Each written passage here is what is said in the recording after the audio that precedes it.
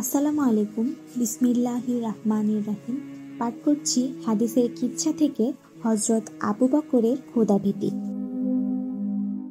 সহিহ আল বুখারীতে বর্ণিত আছে যে হযরত আবু বকর রাদিয়াল্লাহু আনহু এর একজন গোলাম ছিল। সে হযরত আবু বকরকে মুক্তিপণ হিসেবে কিছু অর্থ দেওয়ার শর্তে মুক্তি চাইলেন। তিনি তাতে সম্মত হন। অতঃপর সে প্রতিদিন তার মুক্তিপণের কিছু অংশ নিয়ে আসত। হযরত আবু বকর তাকে জিজ্ঞাসা করতেন, কিভাবে এটা উপার্জন করে এনেছো?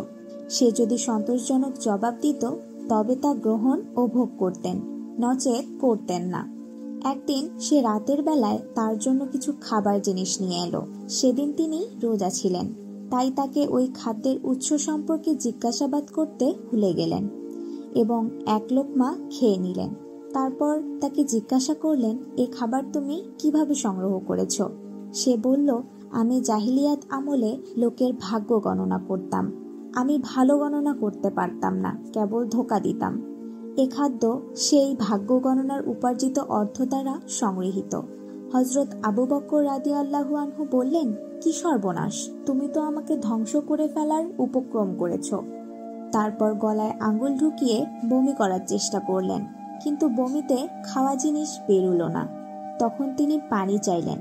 পানি খেয়ে খেয়ে সমস্ত ভুক্ত দ্রব্য পেট থেকে বের করে দিলেন। লোকেরা বলল, আল্লাহ আপনার উপর দয়া করুন। ওই এক লোকমা খাওয়ার কারণেই কি এত সব? হযরত আবু বকর রাদিয়াল্লাহু আনহু বললেন, ওই খাদ্য বের করার জন্য যদি আমাকে মৃত্যুবরণ করতে হতো তবু আমি বের করে ছাড়তাম। কেননা আমি শুনেছি রাসূল সাল্লাল্লাহু আলাইহি ওয়াসাল্লাম বলেছেন, যে দেহ হারাম খাদ্য দ্বারা গড়ে ওঠে তার জন্য দোজখের আগুনই উত্তম।